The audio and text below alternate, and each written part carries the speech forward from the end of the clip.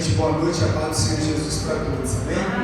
Para quem não me conhece, meu nome é Irmão Boss, eu sou interno ali da casa, quer dizer, aluno, né? Esse mês que a gente está ali no processo, aquela olaria gostosa de Jeová, né? E Deus tem feito maravilha.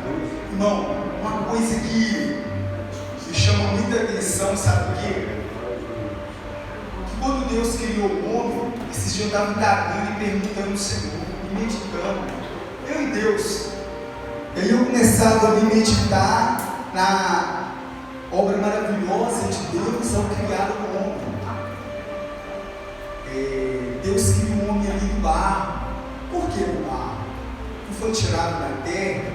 Quantos minerais preciosos existem sobre a terra? A prata, o ouro, o cobre, diamantes, tantas coisas preciosas que existem sobre a face da terra. E Deus olha para o pó, Deus olha para o barro. Eu falo assim, por que não cristal? Por que não diamante? Por que o Senhor não fez o ser humano? O Senhor não ama ele de tal maneira que a Bíblia diz que o Senhor o ama de tal maneira que põe sobre ele, Jó, a palavra de Jó fala sobre isso, que o Senhor põe sobre o ser humano o seu coração. Para que? Aí eu fico pensando assim, Senhor, se o Senhor ama ele tanto, por que o Senhor não escolheu o ouro, outras coisas? Mas aí, o Espírito de Deus traz ao meu coração, naquele momento, daquela indagação com Deus, a gente pó, falho, pecador, Deus ainda fala com a gente, né? Graças a Deus. E Deus falava, porque o pó é mais fácil de trabalhar, porque eu fiz como um vaso. Não sei se aqui alguém já teve o privilégio de entrar dentro de uma olaria e ver um olivo fazer um vaso. Quando ele vai fazer um vaso, ele faz um vaso já com aquele pensamento, o que vai ser posto dentro do vaso. O oleiro nunca vai fazer um vaso sem ter um propósito, e sem saber. Às vezes ele faz um vaso para colocar uma orquídea, uma planta, ou vários tipos de propósito tem um oleiro em fazer um vaso. E aí Deus falava que o propósito que Ele nos fez do barro, porque se esse vaso quebrar, Ele sabia que ia quebrar. Ele conhece, Ele criou. Você sabia que neste momento, para que eu possa estar falando aqui, e estar se gesticulando e movimentando igual eu estou aqui, você sabia que precisa nesse momento, dentro do meu ser, 50 trilhões de células para estar tendo esse milagre do movimento que eu e você está tendo agora? Ele conhece, ele sabe, ele prescruta cada movimento, ele sabe nossos limites. Então ele sabia que esse vaso um dia ele ia quebrar. Ele poderia ser feito de novo para ele colocar algo tão precioso que a gente às vezes não tinha quando estávamos lá no mundo. Quando a Bíblia diz que o Espírito de Deus, ele testifica hoje no nosso espírito que hoje somos filhos de Deus. O filho, às vezes, ele é rebelde, se encontra em situações, às vezes, não querendo aceitar o que o seu pai fala. Mas ele sabe que com as nossas fraquezas, nossas dificuldades, ele ama. Eu estou dentro de uma olaria, irmãos. É duro você ser quebrado, você ser amassado. Quando você erra, você tem a humildade de reconhecer que você errou, porque mexe com o caráter, mexe na dignidade nossa. E lá Deus tem nos ensinado, mesmo com muitos erros, Deus tem nos ensinado. Você quer que Jesus vai falar com você nessa noite? Amém? Aleluia, glória a Deus. Ficava só mesmo para a gente ter uma introduçãozinha, porque Deus colocou isso no meu coração para compartilhar com os irmãos. Eu estou sentindo muito feliz aqui nessa noite, sabe, irmão? Porque o nosso Deus, Ele nos ama da forma que a gente é. Por isso que Jesus teve que passar na terra, para Ele passar e sentir na carne que eu e você estão passando. E quando você dobra o joelho, o Espírito de Deus, Ele intercede por nós, por gemidos inexprimíveis. Mesmo nós não sabemos falar, orar, agir, Ele intercede ao Pai. Quem crê que Jesus está, o Espírito de Deus está intercedendo por você aqui nessa hora? Aleluia, glória a Deus. Abra sua Bíblia em Jó capítulo 42. Eu quero falar com você algo que eu tenho vivido. dos meus erros, e hoje Deus ministrou algo no meu coração, irmão, que eu precisava.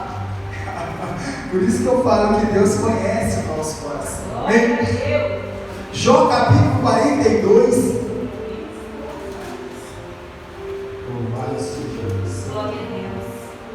Jó 42, versículo 2, depois o versículo 5. Glória a Deus. Amém, igreja? Glória a Deus. Diz assim, olha, a palavra de Deus. Posso ler? Amém? Eu sei que tudo podes, e nenhum dos teus planos pode ser impedido. Vamos agora para o 5. Com os ouvidos eu ouvia falar de ti, mas agora te veem os meus olhos. Amém? Pode se sentar? Glória a Deus. Glória.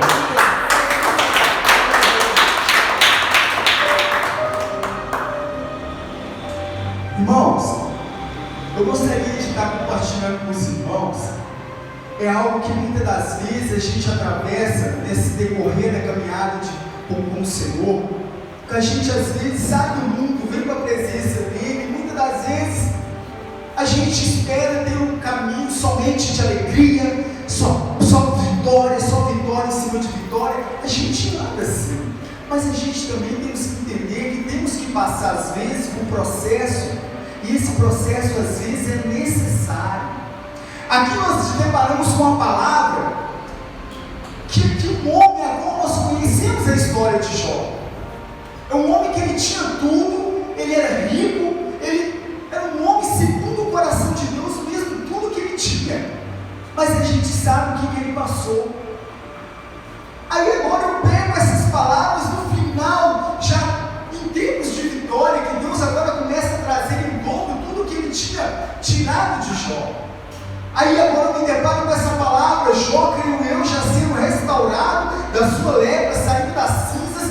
Quantas noites silenciosas, somente quem já viveu na rua, irmão, sabe o que é você passar uma noite no frio.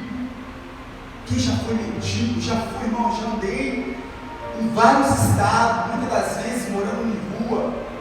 Só quem passou que sabe. Quando a gente começa a meditar na história de Jó, aí eu começo a ver os amigos dele passando, e ali contemplando ele, depois que conversava, ia embora, e ele ficava unindo o pó, coçando com telha, e noites ali ele sofrendo. Não tem nada pior do que chegar de madrugada, né, irmão? Dia de domingo, agora não tem como você fazer mais nada, você está ali, só você, e o breu, o silêncio. Aqui agora Jó se levanta da situação e fala: eu sei que tudo podes, e nenhum dos teus planos pode ser impedido. Irmão, queira o homem, Satanás, queira quem quiser, o que Deus tem para a minha vida e para a sua, ninguém vai impedir. A única pessoa que vai poder impedir sou eu. E quando Jó falava assim: com os meus ouvidos eu ouvia falar de ti, Senhor, mas agora os meus olhos te veem. Por que Jó agora começa a ver os seus olhos do Senhor? Porque ele passou por um processo que, depois que ele passa desse processo, ele entende que Deus que permitiu para que ele pudesse ver. Aleluia, Deus. Irmão, é muito maravilhoso, porque nesse processo, às vezes, nessa caminhada, há momentos que ninguém vê, ninguém sabe que você está passando. Eu começo a meditar na história de Davi, um jovem, agora começou na sua adolescência, ali pastorear ovelhas. E ali ele pastoreando as suas ovelhas, do nada, sai do meio do mato, uma ursa, e ali, creio eu, que ele distraiu um pouco, e do nada, ao longe, ele vê aquele urso, já para comer aquela ovelha. Davi então sai, toma aquela ovelha da mão daquele urso, mata aquele urso na força e na fé de Deus, e ali resgata aquela ovelha. Logo após a gente vê que depois também Davi, em uma outra situação, sozinho ali, ele se depara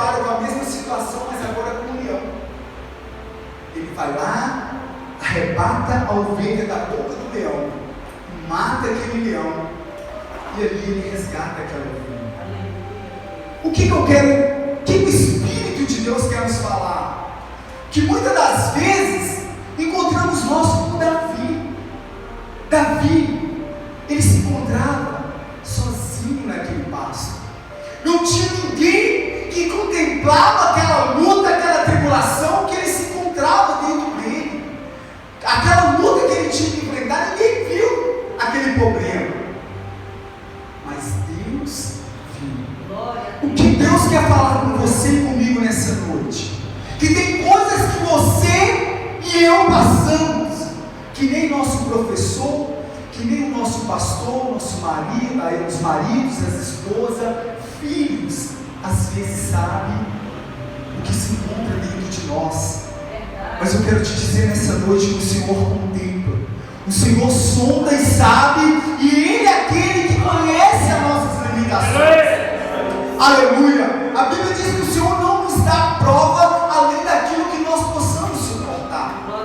Se estamos passando por algo, muitas das vezes é porque procuramos com as nossas próprias mãos. Ali é algo que nós muitas das vezes não suportamos. Eu digo isso, obrigado, Deus. O Senhor está falando comigo. Então, irmãos, tem coisas que nós vamos passar nessa caminhada, tem caminhos que vamos trilhar e vamos passar que nós nunca imaginaríamos que passaríamos. Quando a gente começa a meditar na história de Paulo, irmãos, quando eu falei no começo aqui sobre o vaso, aí eu comecei a meditar sobre a vida de Paulo. Paulo nunca imaginaria os caminhos que ele iria passar. Homem que matava, destruía tudo que era em relação ao nome de Jesus.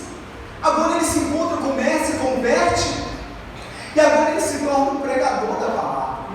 Ele nunca, no seu intelecto, na sua mente, imaginaria que ele ia ter que passar aquilo que ele passou. A Bíblia diz então que Paulo vem da sua primeira viagem missionária, na sua segunda, na sua terceira viagem missionária. A Bíblia diz que Paulo agora chega em Jerusalém, e chegando em Jerusalém, Paulo agora é preso. Paulo, sendo preso, ele é levado para Cesareia diante de Félix.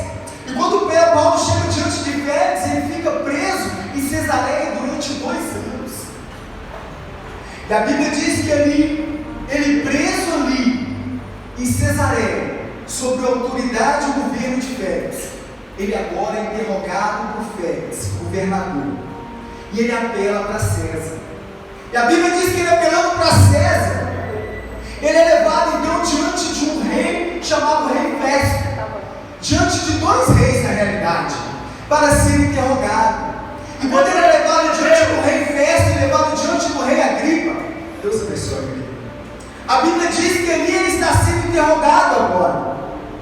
E ali ele apela para César, ele conta a sua história, o porquê que ele estava sendo preso. E então aqueles 2 reis olham para o outro, juntamente com a sua esposa, depois que Paulo é retirado, e eles começam a falar um rei com o outro, e as autoridades, a mulher daquele rei, começam a olhar para o outro e falam: o que esse homem fez para ser digno de morte? Ou para ele apelar a César? Ele, se ele não tivesse apelado a César, ele não precisaria de estar indo lá em César, que mesmo nós poderíamos ter absorvido ele. Irmão, há caminhos que nós nunca imaginamos passar, mas vamos ter que passar. A Bíblia diz que então ele é apelado para César, ele é enviado dentro de um navio, agora ele é colocado dentro de um navio que ia para a Itália, e a Bíblia diz que ali ele vai costeando costa a mar, de porto a porto, porque o tempo era escuro e a tempestade começou a armar. Irmãos, eu morei em beira de praia, eu morei em Marília, em Salvador, 4 anos, no Rio eu morei 3 anos. Época de março dá medo de entrar. Eu morei dentro de arraial de pescador, fui pescador, vivi da pesca, e não tem coisa pior do que você estar em alto mar, pescando e o tempo fechado. Nós estávamos uma vez para ficar 4 dias dentro em alto mar, numa ilha chamada Ristinga. Era época de camarão, era época de lua, a gente estava indo ali. E a gente saiu de casa num tempo bom. E ali, no meio, uma certa vez ali no mês, no meio mar, a maré abaixa e aparece uma duna imensa. Você do lado de cá, você dá 2 passos, você some, afunda. Do outro lado da duna, você anda mais de 1 quilômetro para dentro do mar, a água não passa daqui. E a gente pescando, pegando vários camarão, a pesca estava boa, e a gente estava só com uma barraca. Só que do nada, no segundo dia, caiu uma tempestade tão grande, que a gente no outro dia teve que ir embora. Pense 3 homens deitados dentro de uma barraca, com os pés não aguentavam ficar para o lado de dentro, era só para o lado de fora, e aquela tempestade molhou a gente a noite toda. A gente teve que ir embora. Por que eu estou te falando isso? Porque eu tenho experiência e começo agora a meditar Paulo viajando, e a Bíblia diz que no decorrer da sua caminhada, todos já conheceram Atos dos Apóstolos, capítulo 27. O irmão leu o versículo, capítulo 26. Eu falei: ô Jesus, tu está confirmando a mensagem, tu és tremendo. E ali, irmão, toda aquela caminhada de Paulo, o desejo do coração de Paulo era de descer para Roma e pregar. Mas nem todas as vezes a minha vontade é a sua, às vezes é a vontade de Deus. A Bíblia diz que quando Paulo então chega ali, que eu quero resumir para não estar entrando em detalhes dessa viagem, mas é muito linda, irmão, essa passagem, dessa mensagem da travessia de Paulo para Roma. Depois de um momentinho, o Espírito de Deus vai falar com os irmãos. A Bíblia diz então que quando Paulo chega ali, 76 homens, que ele estava dentro daquele barco, agora desce aquele monte de preso e vai levado para dentro da cadeia de Roma. Só que Paulo não. Paulo pensou que ele ia chegar perante César, ia ficar lá, e lá em Roma ele ia pregar, mas a Bíblia diz que Paulo foi levado para uma casa, e durante 2 anos ele ficou sob prisão domiciliar. Irmão, se Paulo não tivesse ido, mesmo ele querendo pregar, mas ele ficou preso e não pôde pregar fisicamente, mas por ele ter sido levado, preso para Roma, maioria dos livros doutrinários, esses livros que a gente lê, que ele escreveu 14 livros, foram escritos dentro dessa cadeia. O que o Senhor fala conosco nessa noite? Que se muitas das vezes Paulo não tivesse passado pelo caminho que ele não imaginava passar, e se ele não tivesse aceitado o que Deus tinha para ele, a gente hoje não teria a estrutura bíblica que eu e você tem, que é os livros que nos dão orientação bíblica para estarmos hoje servindo ao Senhor. Irmão, a Bíblia diz, há um certo momento da vida da gente que a gente vai ter que passar por lutas, por provações, por coisas que muitas das vezes nós não queremos, mas o Senhor nos fala nessa noite para a gente não desfalecer as nossas mãos. Nesse dia que se chama hoje, eu fui ministrado, por isso que o Senhor colocou em meu coração essa mensagem. Tem um certo ditado não, uma realidade, que a águia, ela constrói o seu ninho no mais alto penhasco, e ali ela constrói o seu ninho com grandes espinhos pontiagudos, e depois que ela forma aquele ninho, os pontiagudos, ela ali vai, na hora que o ninho está todo com a sua estrutura armada, ela começa ali e via ali buscar numa árvore um tipo de algodão chamado banner, e aquele algodão ela começa a forrar aquele ninho cheio de espinho, e ela começa então a forrar aqueles algodão com folhas, e depois vem com mais camada de algodão e com mais camada de folhas. Aí naquele momento ela vai e choca e bota os seus ovos, e nela botar os seus ovos, irmão, ela senta em cima dos ovos e começa a lhe chocar. Quando aqueles ovos começam a sair, aqueles filhotes de águia, e eles começam então a ficar em cima do ninho, passeando para lá e para cá, mas aí ela começa a ir buscar alimento e alimentar aqueles filhotes de águia. Só que aqueles filhotes de águia então começam a comer, começa a crescer, e aqueles filhotes que andavam e passeavam para lá e para cá dentro do ninho à vontade, já não conseguem ficar mais à vontade, porque eles começam a ficar grandes, pesados, gordinhos, e começa a afundar o ninho. E na hora que o ninho começa a afundar, começa a aparecer os espinhos. e eles não conseguem ficar dentro do ninho. Começo a imaginar eles subindo para cima daquele ninho, porque não tinha mais lugar para eles ficarem ali. E cada vez mais que a mãe sábia alimentava aqueles filhotes, ali eles sobem para cima do ninho. E o que o resta é um penhasco imenso. Deus é sábio fazer até criatura e nos dá a sabedoria de entender para a vida espiritual algo para a nossa vida. Aí naquele momento, aquela filhote de águia, ele vai e pula de cima do ninho. E ali ele começa a dar bater suas primeiras asas. Só que a mãe, ela fica ali olhando e vendo o que pode acontecer. Como aquele filhote, muitas das vezes, como não tem experiência e vai querer voar pela primeira vez, ali a mãe então desce junto com ele, depois que ele tem pulado. E ele vê que ele não vai aguentar e vai se esborrachar. Aí ela pega ele pelo bico, traz novamente e coloca no ninho. E isso acontece por várias vezes. Estou sentindo a presença de Deus aqui. Aleluia. Isso acontece por várias vezes. A Bíblia, e ali, o que eu entendo com isso? O que o Espírito de Deus me falou e ministrou em minha alma nesse dia? Depois que eu fui ministrado por uma palavra que eu precisava ser ministrado. Que nós somos essa área. Os espinhos, Deus vai permitir que venham. Deus não vai permitir que você e eu fiquem acomodados, irmão. Não se escandalize e não se preocupe quando isso estiver acontecendo, porque você e eu temos que lembrar dessa mensagem de hoje, para que possamos entender e receber na nossa alma que Deus está querendo te levar a voar em lugares altos. Aleluia! Deus é a águia, Deus do alto está te olhando. Ele, quando você quiser pular do ninho, quando você quiser provar algo novo de Deus, quando você quiser fazer algo para que a gente nunca fez, não fique com medo.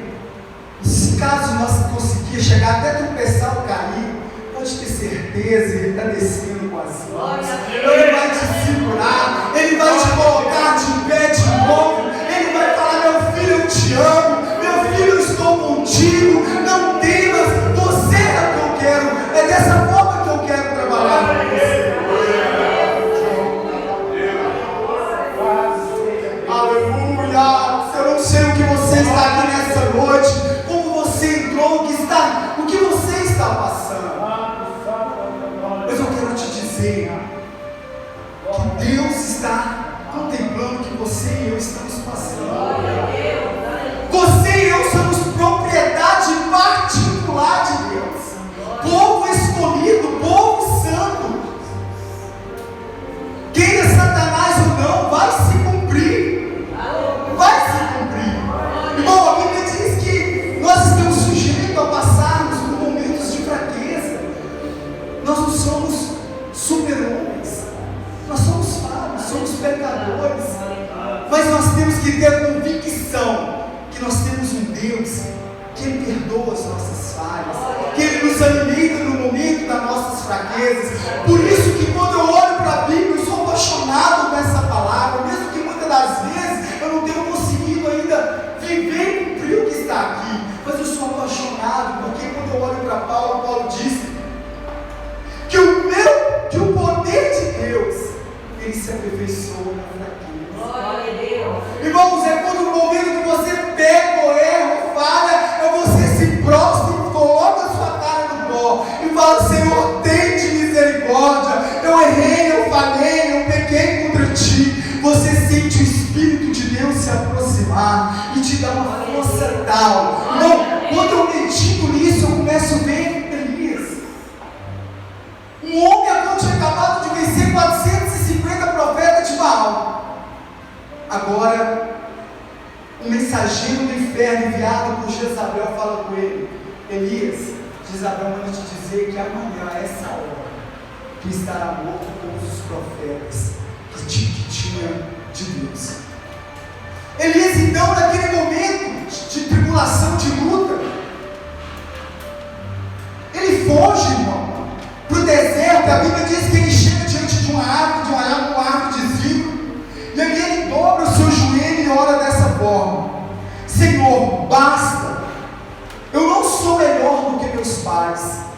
é melhor eu morrer do que viver. E a Bíblia diz que aquele homem acordou, fez milagres, fez e aconteceu, coisas grandiosas através da vida de Elias aconteceu, mas ele passava por um momento, e a Bíblia diz que ele deita, dorme, e no momento que ele deita e dorme, a Bíblia diz que o anjo do Senhor acorda Elias e fala: levanta-te e come, porque grande é a tua caminhada.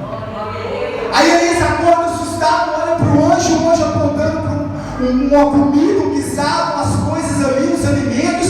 Elias então levanta, come, para depois ele volta a dormir. Isso acontece com a gente. Deus nos corrige, Deus nos alimenta, Deus nos fortalece. Algumas vezes a gente nos acomodamos. Isso é um perigo, irmãos. Isso é um perigo. Nós temos que viver em constante vigilância. E aí a Bíblia diz que ele volta a dormir, mas o anjo acorda e fala para ele: levanta e anda, porque grande é a tua caminhada. Deus está alimentando gente aqui nessa noite. Aleluia! Amém? Louvado seja Deus. Deus está nos alimentando. O Senhor está nos alimentando nessa noite, porque grande é a nossa caminhada. Irmão, a Bíblia diz que Elias levanta e com aquela comida que ele comeu, ele andou dentro do deserto durante 40 dias e 40 noites. Há caminhos que muitas das vezes nós não imaginaríamos passar, mas é necessário a gente passar. Amém. A Bíblia diz que João foi preso, agora saindo do sudoeste de Éfeso. A Bíblia diz que ele é colocado numa embarcação e levado para uma ilha chamada Ilha de Pátimo. Da onde ele saiu do sudoeste de Éfeso até chegar a Pátimo, era 70 milhas dentro de uma navegação, ele navegando. 70 milhas, irmão, os irmãos entender, equivalente a 105 quilômetros. Era um lugar que ele nunca imaginaria a navegar, a atravessar. E foi jogado dentro de uma ilha, com vários pescadores, eu creio eu, porque eu já fui pescador, e como por ser pescador, a gente procurava ilha que não era muitas das vezes habitada, porque ali era um lugar que tinha peixe, não tinha como ninguém estar ali explorando aquela área de pesca. Creio eu que vários pescadores passavam ali e queriam acampar naquela ilha, mas não podia, sabe por quê? Era uma ilha inabitável, era uma ilha cheia de bestas feras, era uma ilha rochosa, era uma ilha, irmão, improdutiva, mas ali ele foi jogado. Ele nunca imaginaria entrar ali, mas a Bíblia diz que ele foi necessário ele passar e percorrer aquele caminho e cair-se ali. Que quando João chega na ilha de Pátimo, ele dobra o seu joelho e vai orar a Deus. Deus toma ele em espírito, numa visão, e quando ele começa a ter aquela visão, a Bíblia diz que ele olha para trás e vê um semelhante ao Filho do Homem, andando no meio dos 7 castiçais. Ele tinha os cabelos brancos como uma branca lã, sobre o seu ombro tinha um cinto de ouro, e a Bíblia diz que os seus pés eram como um latão reluzente, como se estivesse ali queimado numa fornalha. Na sua mão tinha um livro, da sua boca saía uma espada aguda, e ali aquela voz, como uma voz de trovão, como uma voz de muitas águas, falava com João.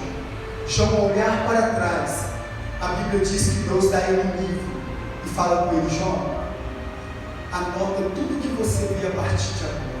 Agora, irmão, sair era cheia de besta fera. Se Deus, irmão, te mandar, ou se você tiver para passar por um lugar onde você às vezes não quer passar, descansa seu coração e vai. A Bíblia diz que a ilha era cheia de besta fera. Agora eu imagino João tomado em espírito. O que aconteceu com as bestas fera que não pegavam João? E não foi pouco tempo não, irmão. A Bíblia diz que todo o livro de Apocalipse foi dado por João. É necessário às vezes passarmos por algo para que o nome de Deus venha a ser glorificado. Amém? Eu poderia estar continuando de explanar o esboço que eu fiz aqui, que Deus colocou em meu coração, mas aqui já basta. O Espírito de Deus já falou no meu coração, que já deu para entender o que Deus queria falar. Não é por muito falar que será ouvido. Amém? Que isso fica gravado, esse do Senhor. A Bíblia diz, irmão, que assim como Ele é, nós vamos ter também o corpo de fogo. O nosso foco tem que ser que, em 1 Coríntios, esse versículo guarda no meu coração, na minha alma, capítulo 15, versículo 50 ou 51. Eis que vos digo mistério. Nem todos dormiremos, mas no momento, no abrir e fechar de olhos, a trombeta soará, os mortos ressuscitarão em Cristo e nós seremos transformados em corpo de fogo. A nossa esperança vinha ser essa. Nosso irmão falou que o irmão ali partiu. A gente pode sair aqui agora e não viver mais, mas sabemos que se nós fecharmos os nossos olhos, nós vamos estar morando com o Senhor. Amém? Vamos, Senhor, com as palmas, amém? Glória a Deus.